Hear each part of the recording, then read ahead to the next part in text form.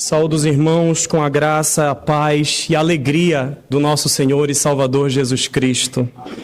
Convido os irmãos a abrirem a palavra do nosso Senhor na segunda carta do apóstolo Paulo aos Coríntios, capítulo 7.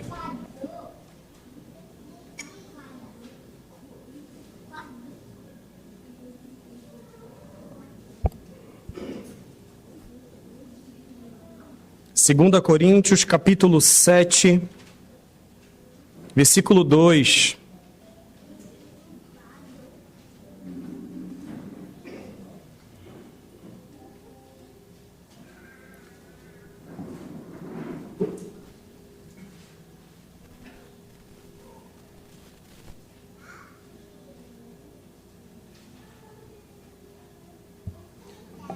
Hoje nós faremos a leitura do versículo 2 ao versículo 16, finalizando o capítulo 7 dessa segunda carta. Para a leitura, os irmãos acompanhem. Diz assim, irmãos, a palavra de Deus. Acolhei-nos em vosso coração. A ninguém tratamos com injustiça, a ninguém corrompemos, a ninguém exploramos. Não falo para vos condenar, porque já vos tenho dito que estais em nosso coração para juntos morrermos e vivermos.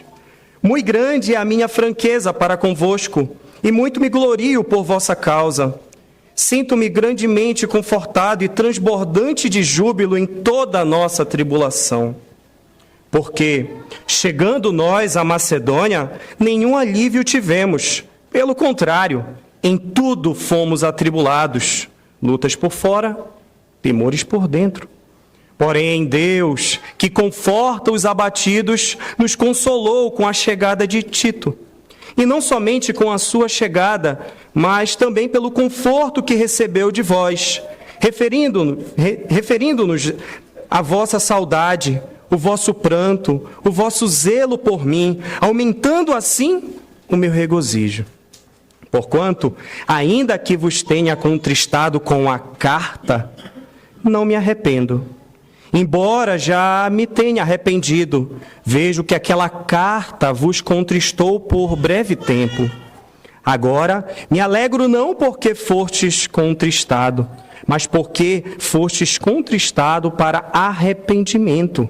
Pois fostes contristado segundo Deus, para que, de nossa parte, nenhum dano sofresses.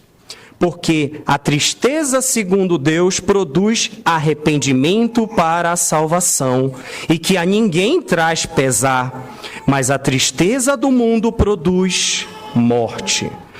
Porque quanto cuidado não produziu isto mesmo em vós, que segundo Deus fostes contristado? Que defesa, que indignação, que temor, que saudades, que zelo, que vindita! Em tudo destes prova de estardes inocentes nesse assunto. Portanto, embora vos tenha escrito, não foi por causa do que fez o mal, e nem por causa do que sofreu o agravo, mas para que a vossa solicitude a nosso favor fosse manifesta entre vós diante de Deus. Foi por isso que nos sentimos confortados. E, acima desta nossa consolação, muito mais nos alegramos pelo contentamento de Tito, cujo espírito foi recriado por todos vós. Porque, se em alguma coisa me gloriei de vós para com ele, não fiquei envergonhado. Pelo contrário, como em tudo vos falamos com verdade, também a nossa exaltação na presença de Tito se verificou ser verdadeira. E o seu entranhável afeto cresce mais e mais para convosco, lembrando-se da obediência de todos vós, de como o recebestes com temor e tremor. Alegro-me porque, em tudo, posso confiar em vós. Oremos. Eterno e soberano Senhor, eis-nos aqui, diante, Senhor, de Tua santa, inerrante, infalível palavra, Pai. No nome do nosso Senhor e Salvador Jesus Cristo, nós rogamos a Ti que o Teu Santo Espírito ilumine as nossas mentes para que possamos compreender esse trecho dessa carta pastoral, amorosa e de reconciliação. Fala conosco, Senhor. Ensina a tua igreja que se encontra aqui reunida, para que assim possamos nos parecer cada vez mais com o nosso Senhor Jesus, Pai. Oramos em Cristo, nosso Senhor. Amém. Irmãos, queridos e amados, nós já estamos há algum tempo trabalhando com a segunda carta do apóstolo Paulo aos Coríntios. E recapitulando para aqueles que não estavam aqui, essa carta foi escrita pelo apóstolo Paulo durante a sua terceira viagem missionária. O apóstolo Paulo fez 3 viagens missionárias, plantando igrejas e visitando as igrejas que ele havia plantado. E durante a sua terceira viagem, ele já havia plantado a igreja em Corinto, uma cidade portuária, uma cidade que passava muitos estrangeiros, uma cidade movimentada. E ali naquela cidade, o apóstolo Paulo ficou sabendo em uma de suas viagens, quando ele estava ali em Troade, ali perto da Macedônia, que essa igreja estava passando por problemas. Essa igreja, chegou a notícia de que a igreja não estava muito bem. Além de não estar muito bem, aquela igreja não estava mais reconhecendo a autoridade apostólica do apóstolo Paulo. Não, esse apóstolo Paulo nem apóstolo é. Ele vive sofrendo. Então, o que ele faz? Naquele período não tinha WhatsApp, telefone, para mandar uma mensagem e tentar resolver o problema. Ele escreveu uma carta. O apóstolo Paulo se comunicou, de acordo com o que nós temos hoje de registros, com 4 correspondências. Das 4, 2 são as que estão nas Sagradas Escrituras, inerrantes. É através delas que a gente consegue entender como o apóstolo Paulo sofreu com aquela igreja. Quanto amor ele tinha por aquela igreja. Essa segunda carta, o apóstolo Paulo coloca o coração dele. É uma carta extremamente pastoral, de alguém que estava preocupado com o bem-estar daquela igreja, com o bem-estar do povo. E ao saber que a igreja não estava muito bem, ele resolveu escrever uma carta. Só que as notícias que chegaram para ele eram notícias de uma igreja que estava em pecado, em pecados graves.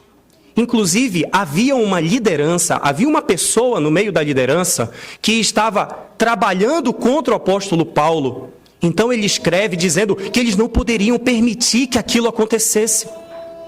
O apóstolo Paulo escreve a carta pensando: irmãos, sou eu, o apóstolo Paulo. Isso não pode acontecer aí dentro. O conteúdo que ele escreve é para demonstrar que ele era verdadeiramente um apóstolo dos gentios. Ei, sou eu! Prestem atenção.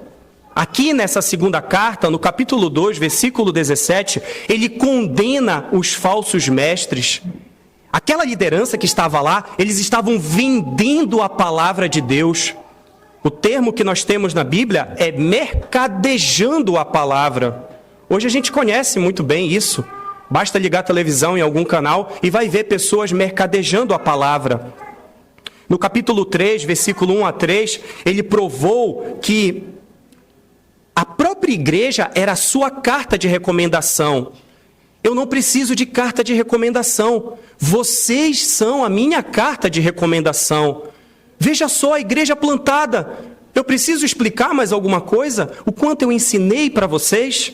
No capítulo 4, versículo 5, ele diz que ele não pregava a si próprio, mas ele pregava o nosso Senhor Jesus, o Cristo ressurreto. Ele não falava dele, ele falava do evangelho verdadeiro que traz vida. No capítulo 11, ele demonstrou que os seus adversários eram falsos apóstolos a serviço de Satanás. E se o Senhor assim permitir, a gente vai chegar lá no capítulo 11. No capítulo 12, ele renuncia, ele abre mão dos seus direitos e ele despreza as calúnias que essas pessoas fizeram contra ele. Imagina, irmãos, aquele apóstolo, pastor, que plantou aquela igreja, precisando, através de uma carta, se debruçar para desenrolar uma carta de um pastor para as suas ovelhas. Uma carta que apresenta o trabalho que ele desenvolveu naquela igreja. Uma carta que fala dos sofrimentos que ele estava passando, das experiências sobrenaturais que ele passou. Uma carta que apresenta uma angústia emocional, uma angústia física e uma angústia espiritual. O apóstolo Paulo fala com profundidade e ele fala com sinceridade.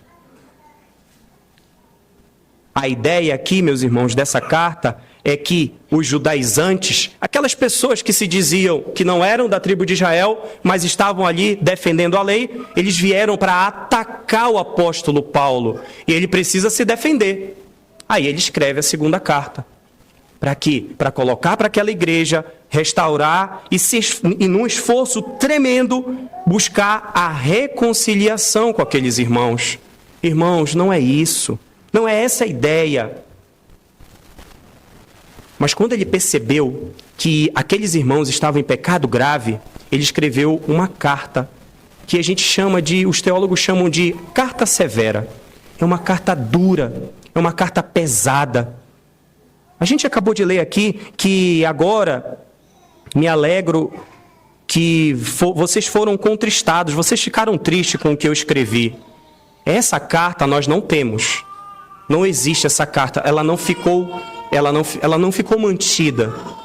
Nós só temos a descrição na passagem bíblica de que houve uma carta. E por ter sido pesada, não foi 1 Coríntios. Então, existe uma carta pesada que ele escreveu, que ele não poupou esforços para repreender aqueles irmãos. Para que aqueles irmãos tivessem uma atitude positiva em prol do Evangelho de Cristo, o Evangelho que ele tinha deixado lá. Ele usou palavras sinceras, palavras amáveis, palavras para desconstruir tudo aquilo. E normalmente, irmãos, quando nós usamos palavras sinceras, palavras verdadeiras, palavras francas, normalmente a gente machuca. Infelizmente. Mas a verdade é que palavras francas levam à tristeza. Às vezes, essas tristezas são métodos que o Senhor Deus usa para nos levar ao arrependimento. E foi isso que o apóstolo Paulo fez. E é isso que o texto nos diz. O verdadeiro arrependimento, meus irmãos, nos deixa mais próximo do Senhor Deus. Nos religa, nos conecta com o Senhor. O verdadeiro arrependimento, irmãos, gera vida. É isso que gera. Por isso que eu peço aos irmãos que observem no texto de hoje, dentro do contexto, para a gente meditar através do tema a tristeza que gera vida. Tristezas que levam à alegria da vida. Em 3 pontos, do versículo 2 ao 4, a gente vai falar da franqueza do apóstolo Paulo. Do versículo 5 ao versículo 10, nós vamos falar sobre o arrependimento verdadeiro, que está no versículo 10. E do versículo 11 ao versículo 16, vamos falar da alegria. A franqueza, o arrependimento e a alegria. O final feliz deste episódio nessa carta. Olhando para o texto, o versículo 2 diz: acolhei-nos em vosso coração. A ninguém tratamos com injustiça, a ninguém corrompemos e a ninguém exploramos. Irmãos, percebam que o apóstolo Paulo escreve aqui, ele usa a primeira palavra para acolher em nosso coração, como se fosse uma continuação do versículo 6,13. Olha lá atrás na sua Bíblia, versículo 6,13. Ora, como justa retribuição, falo-vos como a filhos, dilatai-vos também vós. Se nós pudéssemos pegar o versículo 14 ao 18, ao 7,1, nós poderíamos retirar e entender que seria uma continuidade. Parece que o apóstolo Paulo abriu um parênteses aqui de 14 ao 7,1. E ele continua o argumento dele dizendo: olha, abram o coração, dilatem o coração, me recebam Nós falamos sobre isso no sermão número 13. Esse é o 15º sermão dessa carta. E há 2 sermões atrás nós falamos sobre um generoso coração que nós devemos ter. Nosso coração deve ser generoso, preparado para estar igual coração de mãe, sempre cabe mais um. Nosso coração precisa ser assim. O apóstolo Paulo chama eles desse jeito, dilatem o coração. E aí no versículo 2 do capítulo 7, ele diz, ele dá continuidade: acolhei-nos em vosso coração. Nos recebam, aceitem a gente. Paulo retoma essa ideia de coração após falar sobre a incompatibilidade entre várias esferas. Lembra que no último sermão, a gente fez um sermão que o título era Perguntas. Você tem feito? Perguntas retóricas. São várias que tem aqui. Olha só, versículo 14. Pode haver sociedade entre a justiça e a iniquidade? Resposta: não. Outra pergunta que ele faz: existe comunhão entre luz e trevas? Não. Existe harmonia entre Cristo e o maligno? Não. União entre o crente e o incrédulo? Existe ligação entre o santuário de Deus e dos ídolos? Não, também. Ele trouxe perguntas contraditórias. Olha, isso não combina com isso. O apóstolo Paulo trouxe essa ideia através dessas perguntas retóricas e volta ao seu argumento. Olha, isso não pode. Caminhem conforme a vontade do nosso Senhor. Não façam isso e nos acolham em seus corações. Dilatai os corações, é o que ele diz no versículo 2. Sabe por quê? Porque nós, de jeito nenhum, nós não praticamos injustiça. Nós não tratamos ninguém mal aí. Nós também não exploramos ninguém dentro dessa igreja. Ele afirma, meus irmãos, que não tinha motivos para não receber o amor dos irmãos da igreja em Corinto. É como se o apóstolo estivesse dizendo assim: ué, por que vocês estão me tratando mal? Eu nem fiz nada, eu nem errei, eu não explorei, eu não tratei mal. Pelo contrário, eu tenho sofrido por causa de vocês. Por que vocês estão me tratando mal? Ele disse que quando ele passou os dias com aqueles irmãos, ele agiu de maneira honesta. Ele foi sincero. Ele foi verdadeiro. Ele foi leal. Irmãos, em nada poderia ser tratado com o apóstolo Paulo em tom de acusação. Ele foi irrepreensível diante de Deus e diante daquela igreja. Por que tratar mal? Por que tratar com deslealdade? Por que agir com falsidade com aquele que tem andado correto, sim, em justiça diante de nós? Paulo era irrepreensível. E para não parecer soberba, ele afirma, versículo 3, eu não estou falando isso para condenar vocês. Não, de jeito nenhum. Porque eu já vos tenho dito que estáis em nosso coração, para juntos morrermos e vivermos. Hoje em dia o termo é TMJ, né? Tamo junto.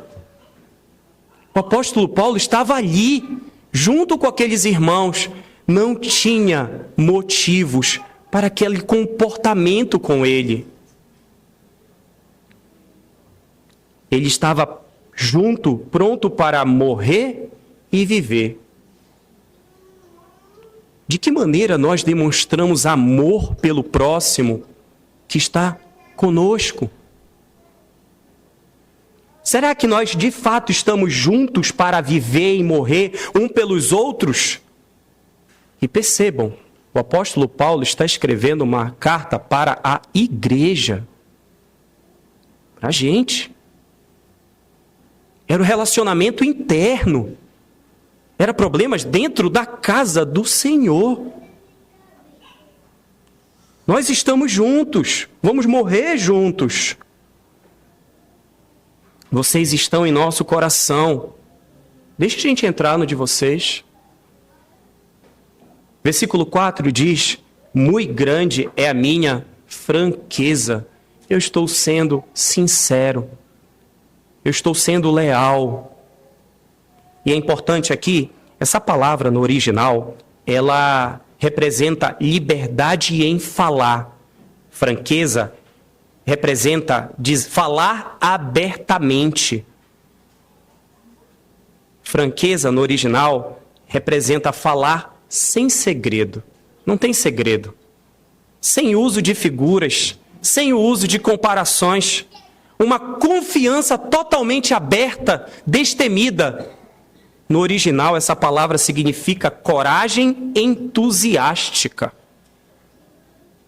Quantos de nós temos medo de falar a verdade? Franco, irmãos, é chegar, irmão, chega aqui. Você fez isso, poxa. Não é dedo no rosto, não. O apóstolo Paulo está sendo amável. São aquelas feridas que dói, mas é para o bem. O apóstolo Paulo diz que a franqueza dele, a palavra por si só já é carregada de intensidade, mas ele diz que ela é muito grande. Ou seja, é além. Quantos de nós conseguimos ser assim? Francos.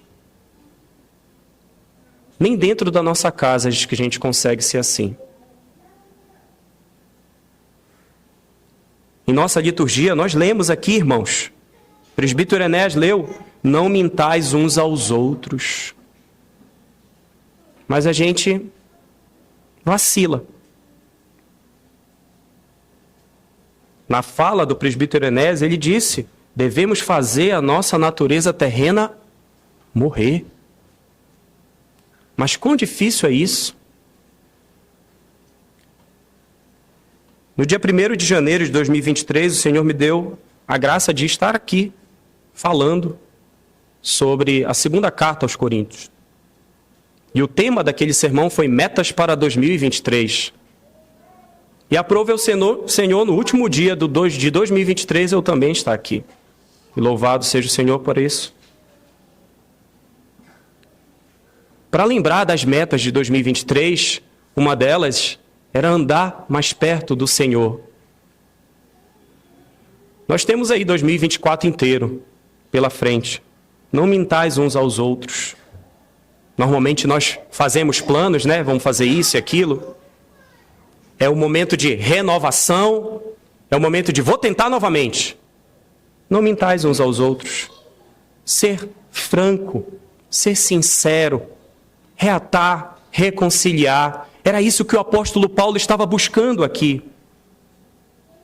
A palavra que ele usa logo depois é: muito grande é a minha franqueza para convosco e muito me glorio por vossa causa.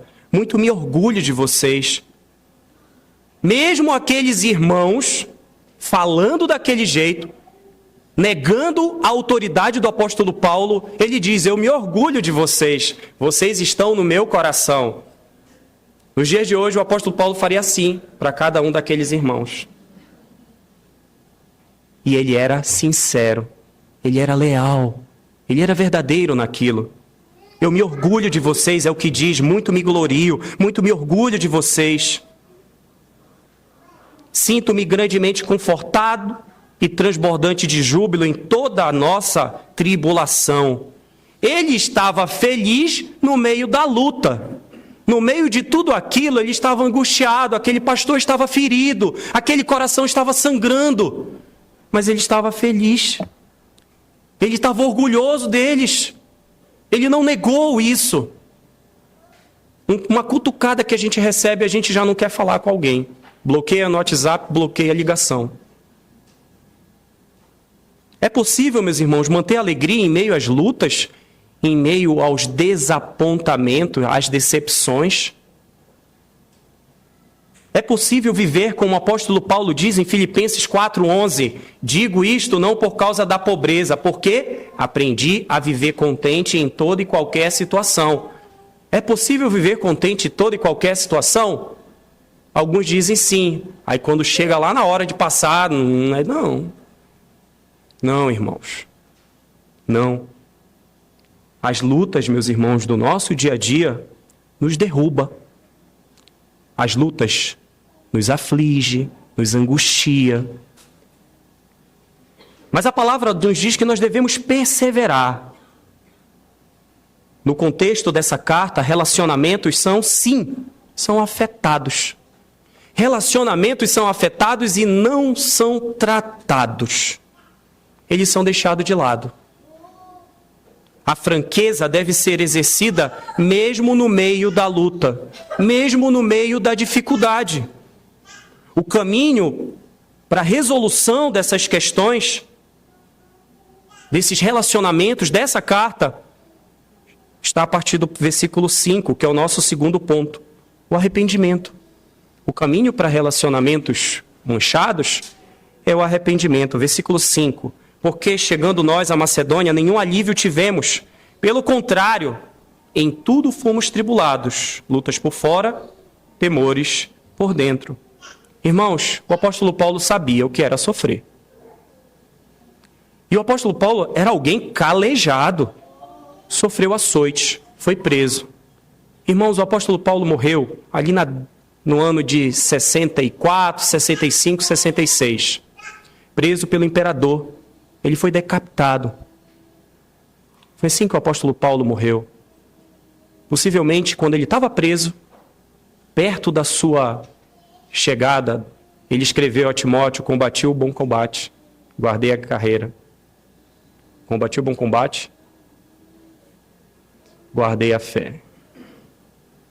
Foi isso que ele disse. Viver contente. Ele diz: lutas por fora, perseguições. Amados irmãos, hoje nós podemos nos reunir aqui, adorar o Senhor em espírito e em verdade, sem um gestapo bater ali naquela porta e fechar a igreja. Temos liberdade para adorar o Senhor, mas naquele período não tinha.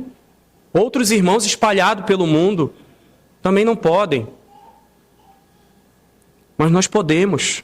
Lutas por fora, as perseguições e temores por dentro. Quantos de nós não estamos com temores por dentro, hoje mesmo? O apóstolo Paulo era um homem comum, como cada um de nós. O apóstolo Paulo era um homem transformado pelo chamado do nosso Senhor Jesus, assim como muitos de nós. Ele era gente como a gente, que tinha lutas por fora e temores por dentro. Ele coloca isso nessa carta. Irmãos, em Corinto, eu também sofro. Eu tenho lutas, eu tenho dores. E ele diz no versículo 6, porém Deus, que conforta os abatidos, nos consolou com a chegada de Tito. Sabe vocês, com o coração de vocês, que não querem abrir espaço para mim? Pois é, eu também tenho luta. Estou lutando agora porque vocês não estão fazendo isso. Eu estou nessas dificuldades. Mas no meio dessas dificuldades, o Senhor Deus usou um instrumento. O nome desse instrumento é Tito. Tito chegou. Tito chegou trazendo a notícia da tal carta. O apóstolo Paulo escreveu uma carta bem pesada e esperou Tito voltar. Um pouquinho mais atrás, no versículo 13 do capítulo 2, versículo 12 do capítulo 2. Ora, quando cheguei a Troade para pregar o evangelho de Cristo, e uma porta se me abriu no Senhor, não tive, contudo, tranquilidade no meu espírito, porque eu não encontrei o meu irmão Tito. Por isso, despedindo-me deles, parti para a Macedônia. O caminho que Tito fez para ir lá em Corinto e quando ele fosse voltar, o apóstolo Paulo foi ao encontro dele na Macedônia. Ele estava angustiado. O que aconteceu com aquela carta que eu mandei? Como eles receberam? Eu preciso resolver. Aquilo precisa ser solucionado. Será que eu fui muito pesado na carta? Será que eu deveria ter escrito de uma maneira menor? Então, no meio daquela angústia, chega Tito. E para que os irmãos entendam, também é importante dizer que essa carta não foi escrita assim direto. Ele começou agora e amanhã ele terminou. Levou um lapso de tempo até essa carta ser concluída. Nesse lapso de tempo, Tito saiu com a carta severa, pegou as notícias, voltou e trouxe a notícia de volta. Isso nós temos do versículo 13 até o capítulo 7, versículo 2. Então, esse lapso de tempo da escrita dessa carta aconteceu de Tito ir lá, dar a notícia, conversar com os irmãos e voltar trazendo as notícias. O apóstolo Paulo, angustiado, recebe refrigério do Senhor. Deus, que conforta os abatidos, nos consolou com a chegada de Tito. Paulo estava, sim, bem angustiado, e Tito chegou. E ele diz mais, versículo 7... E não somente com a sua chegada. Eu não fiquei feliz somente porque Tito chegou, mas também pelo conforto que ele recebeu de vocês, referindo-nos à vossa saudade, o vosso pranto, o vosso zelo por mim, aumentando assim o meu regozijo, a minha alegria. 2 motivos de alegria. Um, porque Tito chegou finalmente. Tito, quanto tu demorou? Podia ter pego um Uber, eu pagava. Mas não, ele demorou. Chegou trazendo a notícia que ele queria. E no meio da notícia, percebam, o apóstolo Paulo diz que Tito devia estar muito feliz.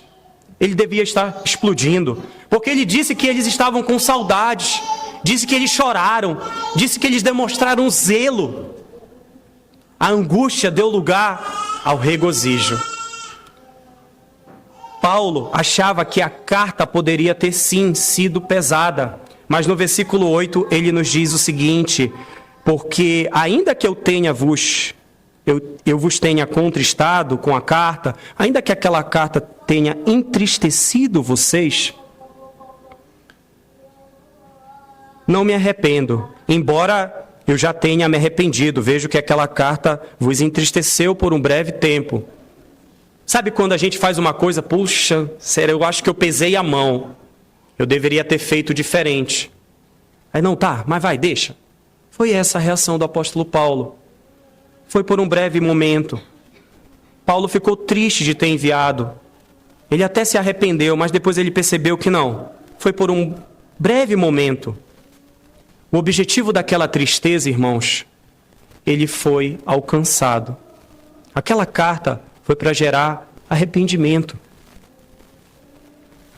A tristeza que gera arrependimento alcançou o coração daqueles irmãos. Aquela tristeza gerou vida. Aqueles irmãos se arrependeram. Aquela igreja voltou aos caminhos do Evangelho do Senhor e continuou caminhando. No final diz: pois fostes contristados segundo Deus, para que de nossa parte nenhum dano sofresses.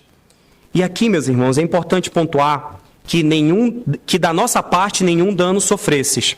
Aqui a ideia não é que o apóstolo Paulo queria descer a mão sobre aquela igreja. Não. Às vezes dá a entender de que ele queria causar um dano, mas a Nova Versão Internacional, a NVI, traduz essa parte assim: pois vocês se entristeceram como Deus desejava, e de forma alguma vocês foram prejudicados por nossa causa. Vocês não foram prejudicados por causa da gente. Não que a gente quisesse, mas vocês não foram prejudicados por causa da gente. Existe uma diferença. A ideia da nossa tradução pode parecer que ele quisesse causar algum dano, mas a ideia não era essa. A tristeza foi causada e não foi por eles. No versículo 10, ele diz que a tristeza, segundo Deus, produz arrependimento para a salvação. E aí a gente chega no ponto alto desse trecho: arrependimento para salvação. Irmãos, no meio da tristeza, quando nós estamos no momento mais alto da angústia, da aflição, no calor dessa batalha, sem dúvidas, nós corremos para algum lugar. A gente busca ajuda, a gente busca refúgio. Todos nós, quando somos apertados, moídos, procuramos um lugar que proporcione descanso, que proporcione paz. No momento da nossa luta mais angustiante, nós queremos um lugar que haja sabedoria. No momento da doença, um lugar que haja cura. Nós queremos alívio. Nós buscamos todos os meios. Mas nós devemos lembrar que há somente um lugar que nós devemos correr e que existe a verdadeira proteção, o verdadeiro descanso, o verdadeiro poder. Só existe, meus irmãos, um lugar que vai gerar o conforto pelo qual nós precisamos. O conforto que gera o arrependimento para a salvação, não importando o tamanho da tristeza ou da angústia. Nós devemos nos colocar aos pés da cruz do Senhor. Só é esse lugar.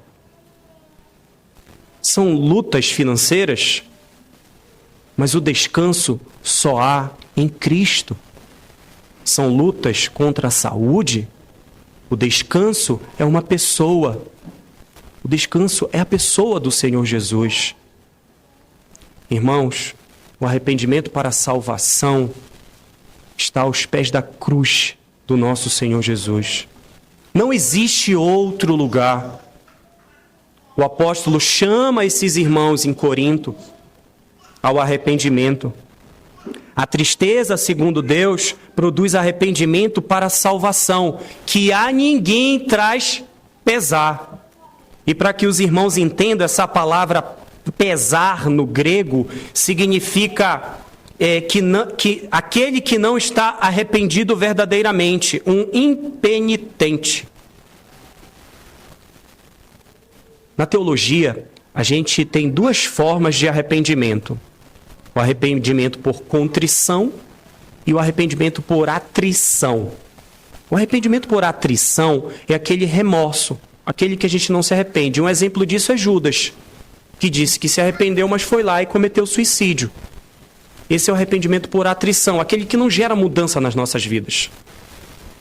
Mas o arrependimento que o Senhor Deus exige da gente é o arrependimento por contrição, aquele que a gente vira a chave. É aquele arrependimento que leva à salvação. Aquele arrependimento do rei Davi, quando ele diz no Salmo 51, coração contrito e quebrantado esse tu não desprezarás. E ele não despreza, irmãos. O versículo 10 do capítulo 7, que nós estamos lendo, diz que a tristeza, segundo Deus, produz arrependimento para a salvação. Aquela igreja em Corinto se arrependeu. Aquela igreja, disse apóstolo Paulo, perdoa a nossa tolice. Vamos cuidar de Tito aqui. Nosso irmão enviado por ti para trabalhar em nós. Irmãos, no meio das tristezas,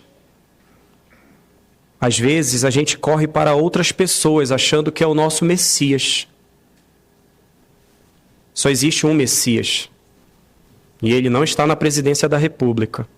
Ele está no céu, sentado à direita de Deus Pai. Continua governando todas as coisas.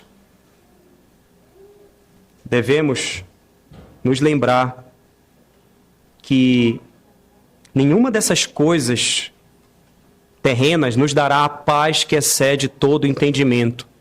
Nenhuma das coisas terrenas nos dará a paz que gera a vida. Somente Cristo possui sabedoria e conforto para o momento de tristeza. Somente Cristo nos leva ao arrependimento. Somente Ele está conosco, em nós e em todos os momentos. Não existe outro caminho, irmãos. Qualquer teologia diferente disso, fuja dela. Parece que a igreja em Corinto havia abraçado coisas estranhas e o apóstolo Paulo realinha aqueles irmãos. O arrependimento verdadeiro gera vida. Perceba na carta do apóstolo Paulo quais efeitos esse arrependimento dos irmãos gerou.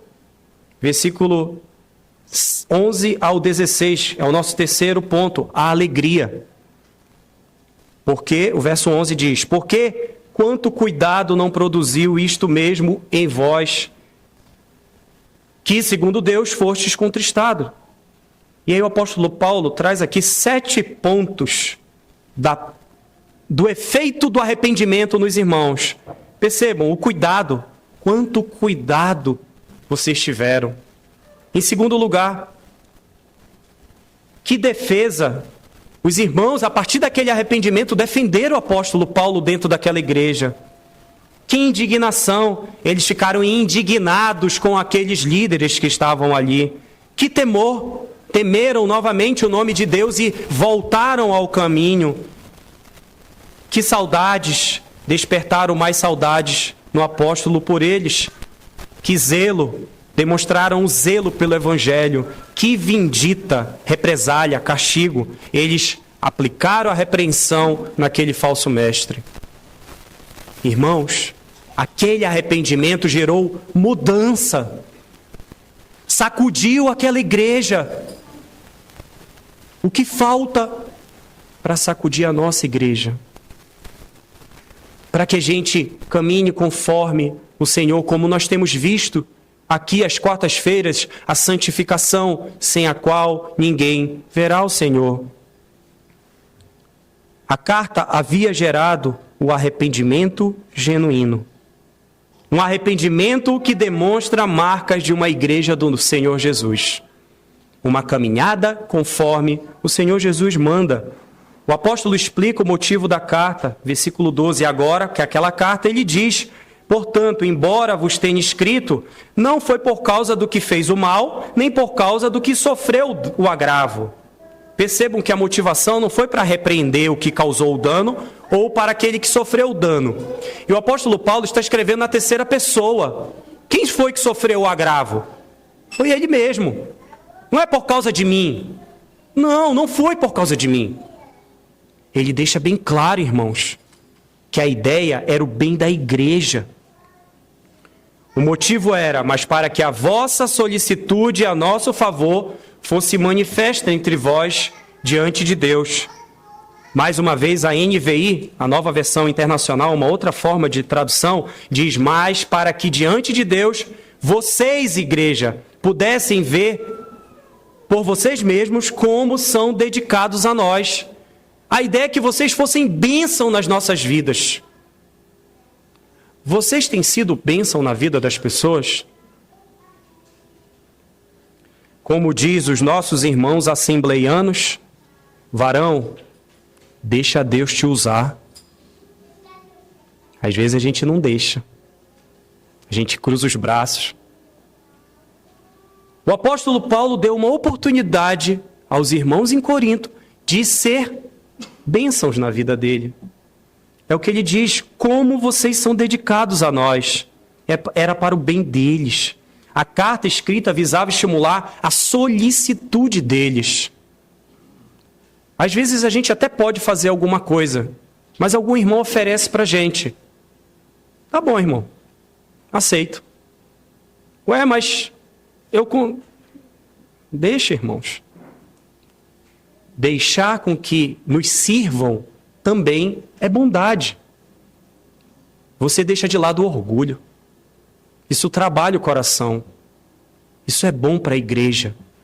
Isso é bom para as nossas vidas. Às vezes nós demoramos para entender a verdadeira intenção das pessoas nas nossas vidas. Às vezes a gente não entende. Lendo a carta, eu jamais ia imaginar que o apóstolo Paulo estava pensando neles. Aí você vai lendo: entendi.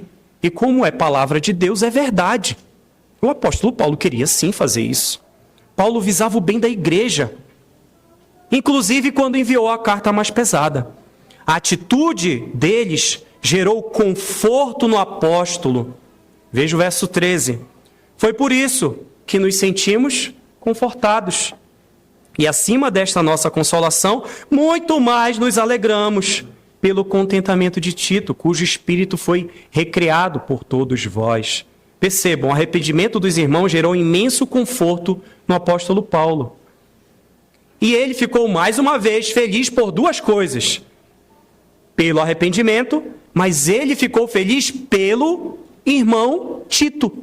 Olha só, lembra que no versículo 6, ele disse que Deus consola os abatidos? Pois é, ele foi consolado, irmãos. E ele ficou feliz com Tito. A ideia da carta visava o restauro, mas também gerou imensa alegria por Tito. Tito, quando chegou feliz da vida. Chegou dizendo tudo o que aconteceu. E eles fizeram isso, fizeram aquilo, eles me abraçaram, falaram de ti, demonstraram zelo, demonstraram saudade. Caramba, Paulo! Ele chegou com imensa alegria. Tanta alegria que contagiou o apóstolo Paulo. E aqui eu pergunto, você se alegra com a alegria daqueles que te cercam?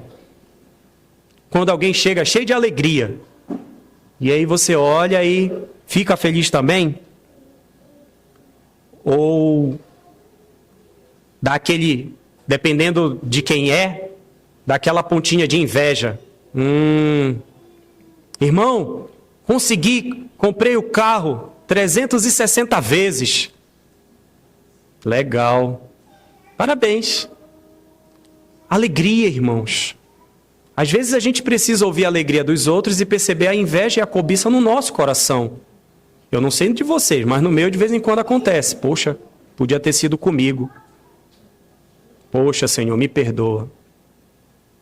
O Senhor Deus trabalha. E aqui ele usou Tito para alegrar o apóstolo Paulo. Tito devia ter voltado de fato exultante. A palavra que é usada aqui, o Espírito foi recriado por todos vós. Essa palavra recriado traz a ideia de recompor as suas energias, reanimar. Recuperou-se. Essa é a ideia. Imagina, Tito foi cheio de medo. Tito foi lá levar aquela carta severa a Paulo, tem certeza?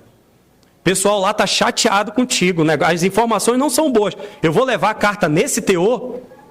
Vai lá, relaxa. O pessoal, o coração deles é assim. É uma igreja do Senhor. Vai! E quando ele voltou com uma alegria imensa. Ele voltou recuperado, recriado, com as energias recompostas, reanimado. Paulo disse, vai lá. E como o apóstolo Paulo tinha dito, ele não foi envergonhado. Versículo 14. Porque se em alguma coisa me gloriei de vós para com ele, não fiquei envergonhado. Mais uma vez ele diz aqui, as coisas boas que eu falei para Tito a respeito de vocês, vocês comprovaram. Deu tudo certo. Vocês não me envergonharam. Fizeram do jeito que eu disse que vocês fariam. Caramba, que orgulho. Que alegria. Vocês praticaram o evangelho que eu ensinei dentro dessa igreja. Nós temos praticado o evangelho ensinado pelas Escrituras na igreja? A tristeza gerada pela repreensão surtiu o efeito, irmãos. O arrependimento. E aquele arrependimento trouxe a alegria. Versículo 15 diz, ainda de Tito, e o seu entranhável afeto. Essa palavra entranhável, afeto, o texto no original é afeto. O entranhável é só uma introdução, é só uma tradução nossa. Mas a palavra afeto aqui é entranhas de intestino, a parte de dentro mesmo. Porque naquele período se entendia que o centro das nossas emoções era o intestino. Sabe quando a gente tem aquele frio na barriga? Então eles entendiam que era desse jeito. Então as entranhas eram consideradas como a parte sede das paixões. E aí ele coloca o seu entranhável afeto, o seu âmago. Crescia mais e mais, o amor, a paixão. Tito estava cada vez mais apaixonado com a igreja em Corinto. Com aquela recepção toda. Tito trouxe um relato cheio de alegria, cheio de amor, cheio de obediência, cheio de temor por aquele povo. Chegou lá, entregou uma carta, arrumou as coisas dentro da casa e saíram para comer juntos. Saíram para viver o Evangelho. O apóstolo finaliza no versículo 16: alegro-me porque em tudo posso confiar em vós. Final feliz, certo? Parece que deu tudo certo. O apóstolo Paulo, depois da tempestade, mostra que vem a bonança. No meio de toda aquela luta, de todas aquelas coisas erradas ali dentro, deveria haver aqueles que, poxa, o que está acontecendo? 1 Pedro 4,12 diz: amados, não estranheis o fogo ardente que surge no meio de vós, destinado a provar-vos, como se alguma coisa extraordinária vos estivesse acontecendo. Irmãos queridos, o Senhor Deus usa dos seus métodos, dos seus meios, para fortalecer a sua igreja. Devemos assim, irmãos, agir com franqueza, a franqueza que o apóstolo Paulo usou com os irmãos. Devemos reconhecer os meios que a gente está e se arrepender, buscar o arrependimento que gera vida. E em terceiro lugar, não se preocupe, virá alegria. Pode não ser nessa vida aqui, né? Mas com certeza será quando o Senhor Jesus voltar, a alegria plena. Como aplicação, em primeiro lugar, versículo 2, nas relações, irmãos, sejam francos. O apóstolo Paulo falou sinceramente. Nós também. Falemos abertamente, sem ambiguidade, sem figuras, sem comparações. O termo usado nos dá a ideia de confiança aberta, destemida, coragem entusiástica. Nós falamos lá atrás.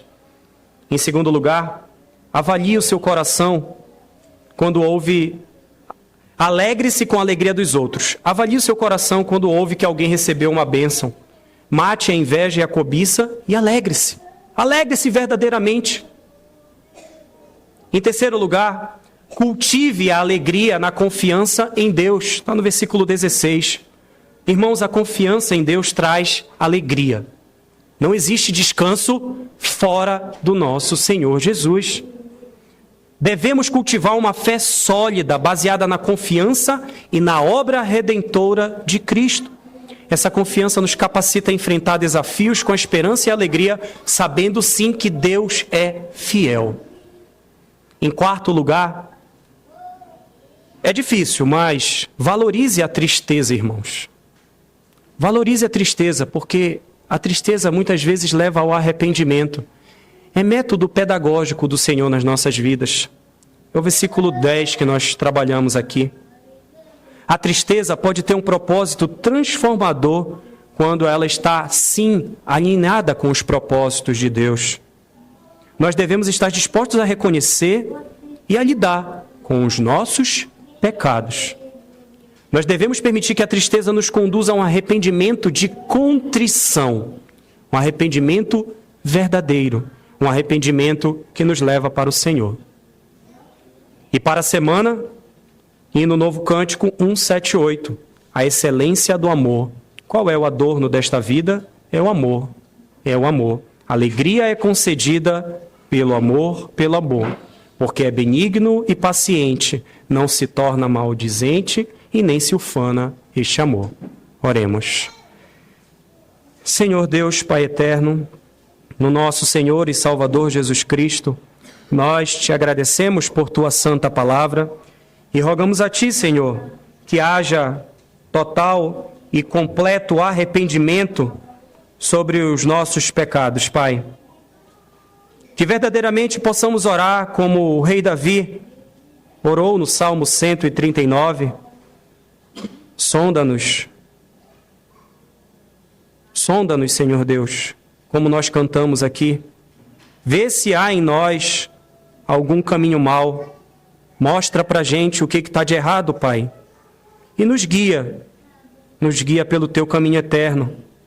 Que a tua santa palavra, Senhor, viva e eficaz, transforme a tua santa igreja para a glória do teu santo nome. Amém.